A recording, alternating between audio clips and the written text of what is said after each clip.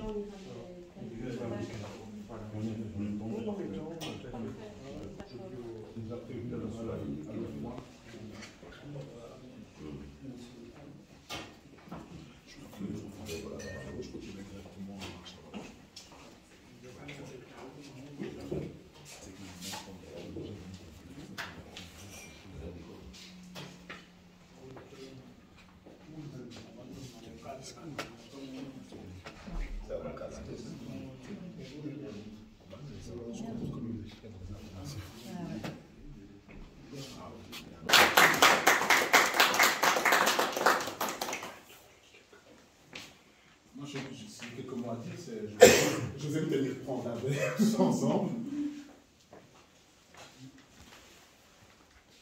Merci. Des Charleroi. Honorable député. Ah oui, ah, c'est bien. Merci beaucoup.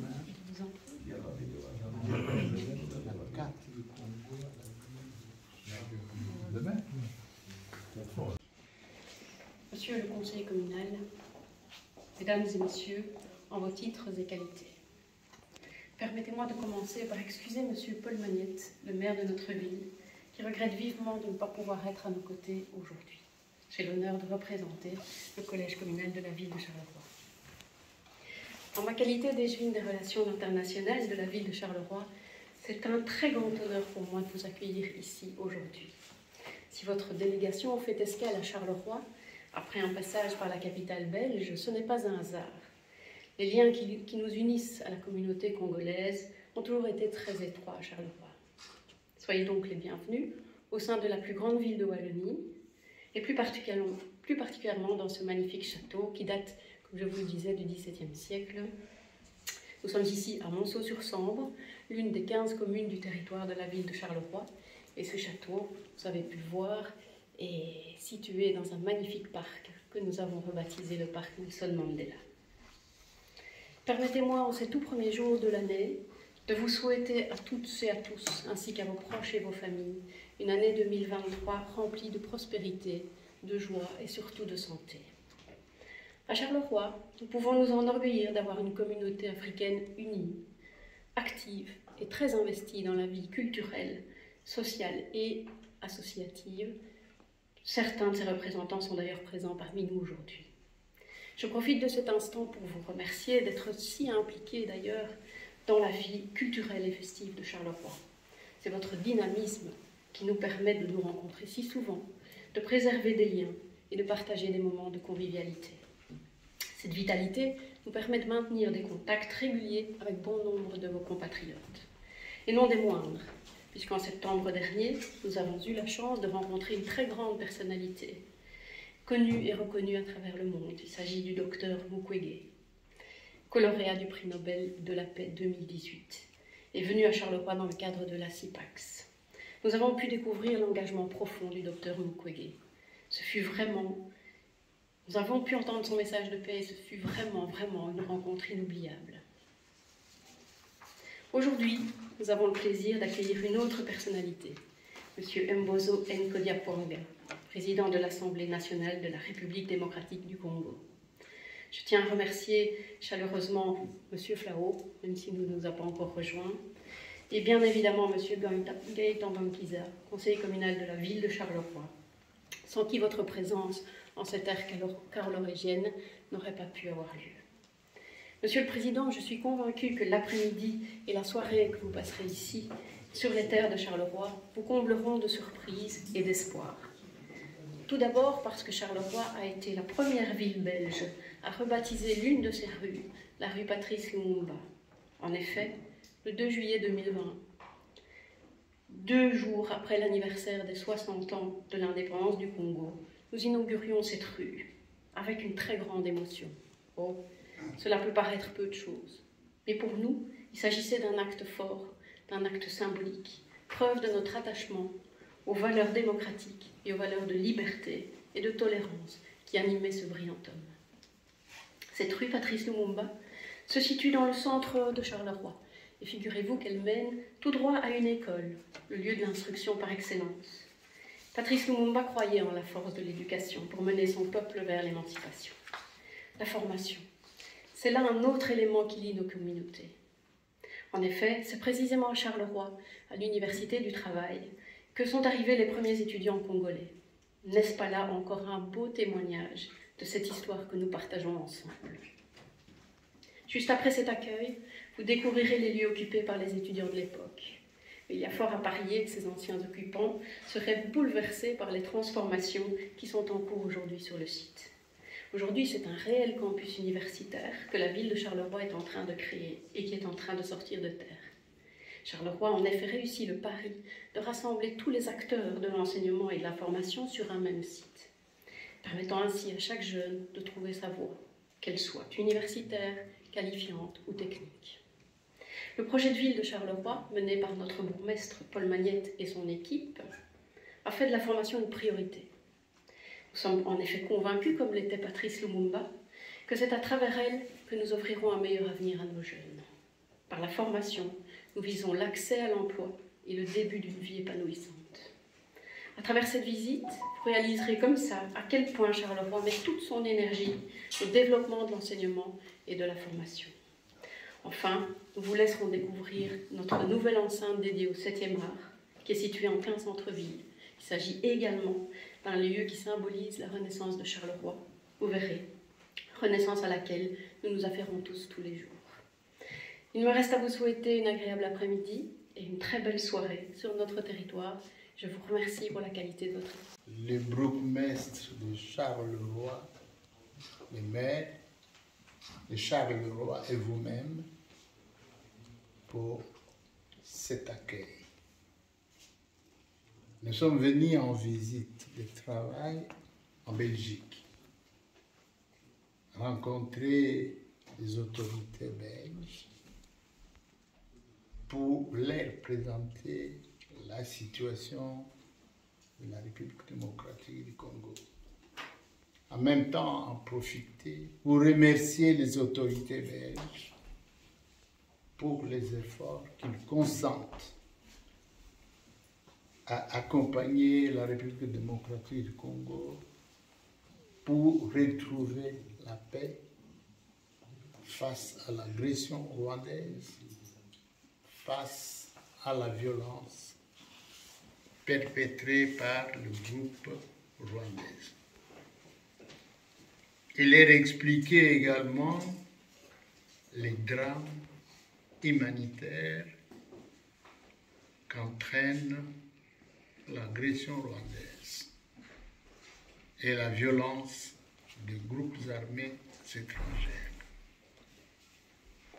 Ainsi également confirmé la détermination des autorités congolaises pour la tenue de ces élections dans les délais constitutionnels, tout en sollicitant l'accompagnement du gouvernement belge dans les efforts de la République démocratique du Congo pour retrouver la paix afin d'enlever l'obstacle majeur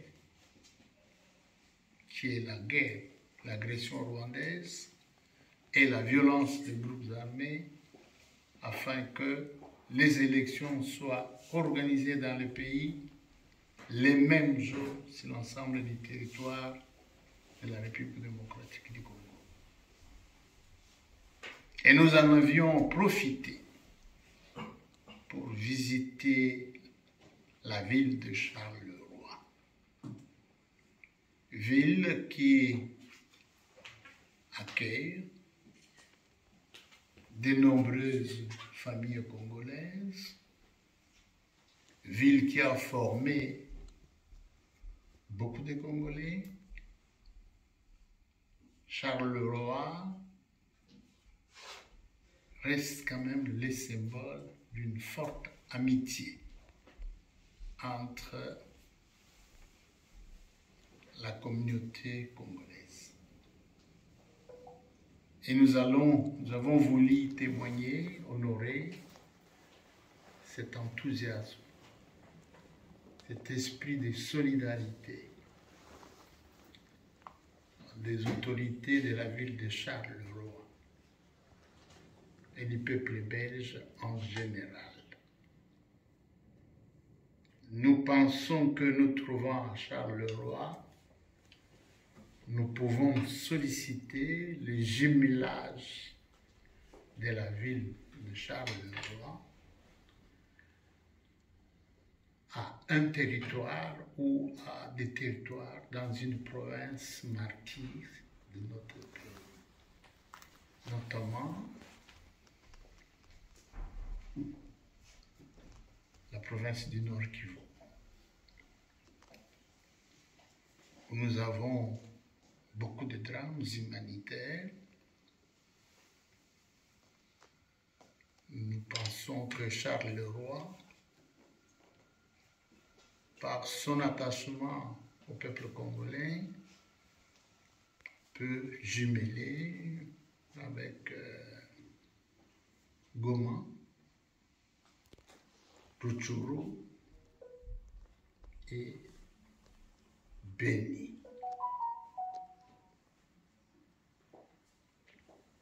Je tiens absolument à vous remercier et à vous dire encore une fois grand merci pour l'accueil et grand merci pour l'accueil et la solidarité que vous témoignez aux Congolais qui vivent en Belgique, spécialement dans la ville de Charleroi. Nous osons croire que cela va se poursuivre ainsi. La ville de Charleroi sera une exception dans le royaume de Belgique. Je vous remercie.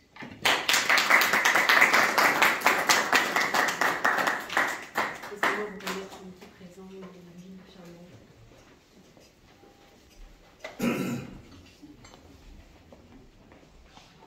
C'est un autre pays.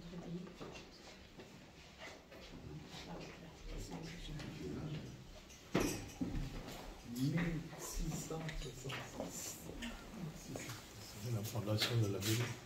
Oui, c'est à fait.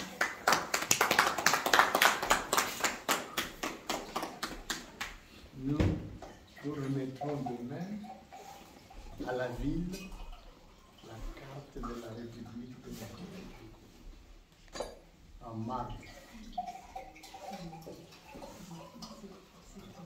Nous reviendrons pour remettre ça.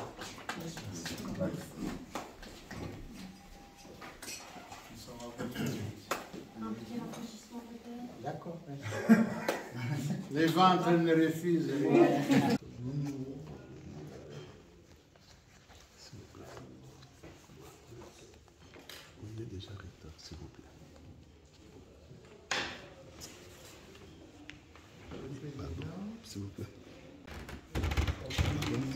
c'est le chargé de presse, vous sortez, c'est là. Pour vous informer de l'essentiel de l'actualité en République démocratique du Congo, il vous suffit de vous abonner sur Top 243 News TV. Également nous lire sur www.top243news.com. Au nom de toute la rédaction, nous vous remercions.